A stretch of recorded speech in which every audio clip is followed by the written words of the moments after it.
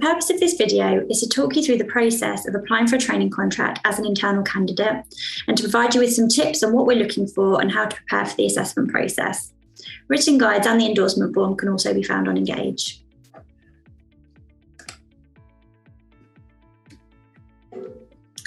So key dates to be aware of. So the next available training contracts will start in 2024. So these will be across the East Midlands, the West Midlands, London, and also Scotland. Scotland is a new vacancy that we've recently opened up, and we'll also have an opportunity there starting in 2022. The application window is open at the moment, and the deadline to apply is the 23rd of May. If you're successful, you'll be invited along to an assessment centre, which will take place on either the 22nd or the 24th of June. And you'll also be invited to a welcome session around a week before that to make sure that you've got everything you need in order to do this on a virtual platform and just to prepare you for the day. If you're successful on the assessment centre, you'll then be invited in for a face-to-face interview, which will take place either the week commencing the 11th or the 18th of July. Now, in terms of putting your application together, you do need to do this in your own time. However, you don't need to take any annual leave to attend an assessment centre or an interview. You can just book this out onto Cascade, but you don't need to use annual leave. So the benefit of having endorsement means that you are provided with a place on the assessment centre rather than being screened against external candidates. Once you are on the assessment centre, you are then screened against everybody equally. So it is very much the benefit is just at that point of giving you that opportunity to come along to our assessment centre. You do still need to complete an application via our website, and the team leader will need to see this before they sign off your endorsement form.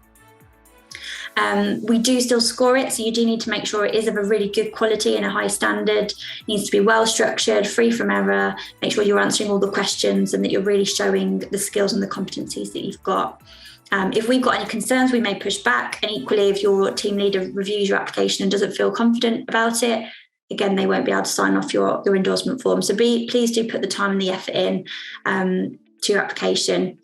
We don't tend to use the application in terms of making our final decision at the end of the process. However, we do sometimes find ourselves in the position where we're really struggling to know who to make that final offer to, and we may revisit your application and the scores you received. So please do take the time to put that together.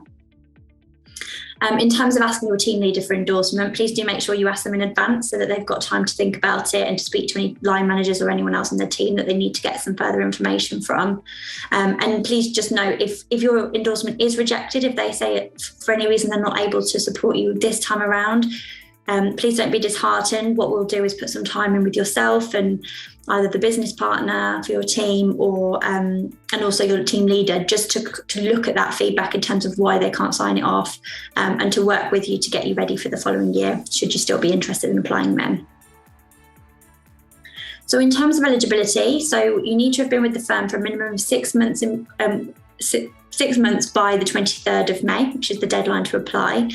The reason for this is we feel that's a good amount of time then for the team leader to have really got to know you and your work and your skills and be able to confidently sign off the criteria that we're looking for. You'll also need to have completed a law degree or your GDL, and you'll need to have completed either your LPC or your SQE before starting the training contract. In terms of team leader endorsement, the form can be found on Engage. It will be considered against a list of competencies, and the team leader, as I said, will need to be satisfied with your application. So what are we looking for? So I'm going to bring up, I'm not going to go through all of these in detail, but these are some of the competencies that we look for when we're screening applications and when we're going through our assessment process. So it's really important, I would say, to have a look at these and think about, well, where are your skills? Where are your strengths? Which of these do you feel you could quite confidently show in your assessment process? And how are you going to bring them to life? But equally, are there any in there that you feel there may be a gap that you don't know how you'd bring that to life in an assessment process? And if so, perhaps start looking at how you can build on these skills and competencies over the next few months, so that you've really got some good examples and ways of showing these skills when you get to that assessment process.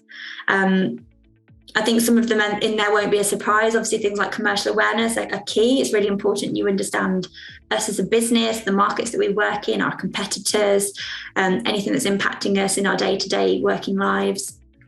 Oral and written communication is, again, a key one. It's about how you come across to our clients and how you work with them.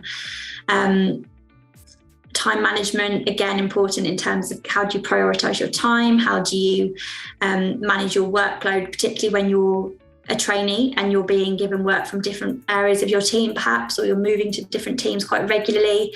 And authenticity, again, is one of our values and a key thing that we look at. So these are only some of the competencies that we will look for, but I would really recommend having a look through them, thinking about what they mean and how you can demonstrate them in our assessment process. Okay, so some tips for preparing a great application. So the first thing is to understand the questions and the requirements. So when you go into our application form, which I said is live at the moment, you can have a look at what those questions are, really pull them apart and really start to understand, okay, well, what is it that the firm's looking for? What competencies are they looking for and how can I demonstrate them? And really think about how you can answer those questions in a way that you stand out from other candidates. Highlight what your key strengths are and what you can bring to the role. So what makes you different from other candidates? What I would say though is don't try to squeeze things in just for the sake of it. Make sure that whatever you are including in there in terms of your strengths and what you can bring to the role, make sure it is relevant to that question. If it's not, then save it for another time, whether it's later on in the application form or whether it's in the assessment process. In terms of work experience, so make sure you're including both legal and non-legal. It's easy to think that, the focus should be on legal experience because it's a legal role, but actually the non-legal is just as important. And there's some great skills that you can learn that are transferable from non-legal roles that you may not get the opportunity in a legal role if a lot of your experience has been in work experience placements or shadowing, where you've not had the opportunity to really take responsibility for your work. So really do show a good balance of both non-legal and legal experience. Keep the reader in mind. Remember that this is a competitive process and we as assessors get an awful lot of applications to screen through. So make sure it's clear, make sure it's concise, make sure you're putting in things there that really make you stand out so that your application doesn't just blur into the background with all the others. And double check and ask someone else to check. Checking is key. It's really important that you're not making small mistakes such as spelling and grammatical errors that don't need to be there, or that you've not read a question right and you've answered it in the wrong way. So really do check. It's easy when you spend a lot of time looking at an application to miss things. So take a break, come away from it, perhaps ask someone else to have a look at it and see if they can point out anything that could be improved. And that should give you a really good quality application at the end of it. And then finally, just some tips on how to wow at the assessment centre. So first thing is key, be prepared. What skills do you want to show? Really think about that in advance and how are you going to show them? Plan your day. So think about, if you've had the timetable for the day, think about what you want to get out of it, when you're going to take breaks, when you're going to speak to trainees and get to know people from around the business. Really look at that and have a plan for the day so that you do have that time to take a break, but make the most of any opportunities as well. Have any documents ready to go. So if you've been asked, for example, to prepare a presentation, make sure that's ready to go. Make sure you've got a backup copy.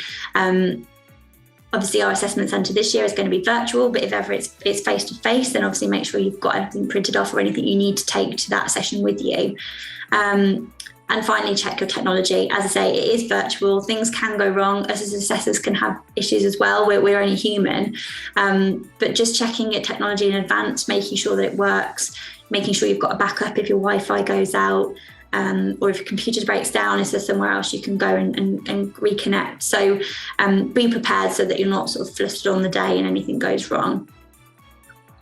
Be confident and be yourself. Remember that you've got, this is the hardest stage. The fact you've got through to this point, whether it's via endorsement or others coming through via the usual route of putting together an application, somebody out there thinks you're good enough and they've actually brought you through to this process. So be confident. You've done the hard part. It's now just bringing things to life. So think about our values. Think about how you relate to those in terms of authentic, collaborative, trusted and brave.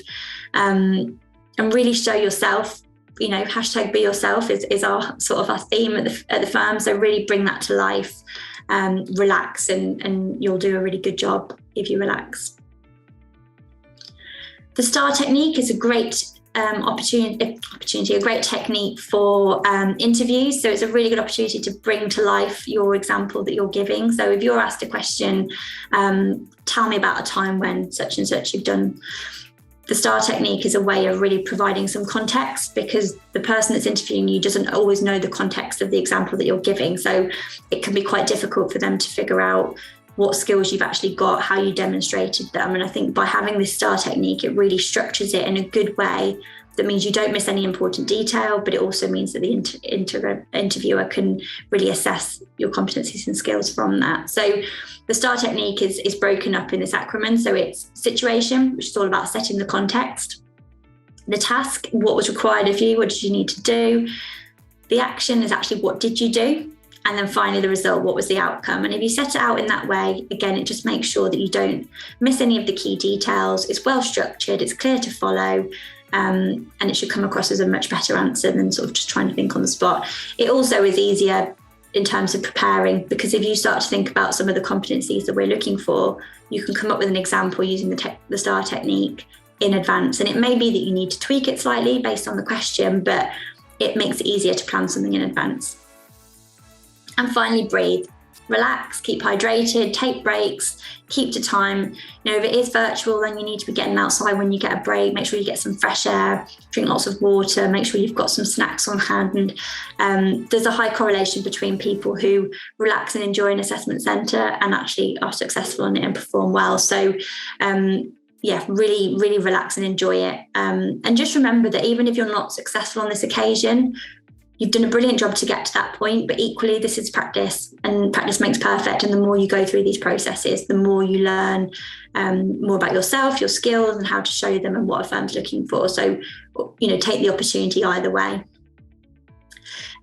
Just some key things to point out as well before we go off. There's no need for you to be in a fee earning role, so anyone's able to apply to this if they've got their endorsement. If you've been unsuccessful previously and you're applying again, it's really important you're able to show how the feedback was implemented. So any feedback that you received last time, how have you implemented that and how have you improved on it? And just the final thing to say, really, it is a very competitive process. Please don't be disheartened if you don't get through. We don't have opportunities for everybody. So like I say, it is competitive, but like I say, it's an experience. It helps you to demonstrate your skills and learn more about yourself, and you'll get feedback from it that you can then continue to work with.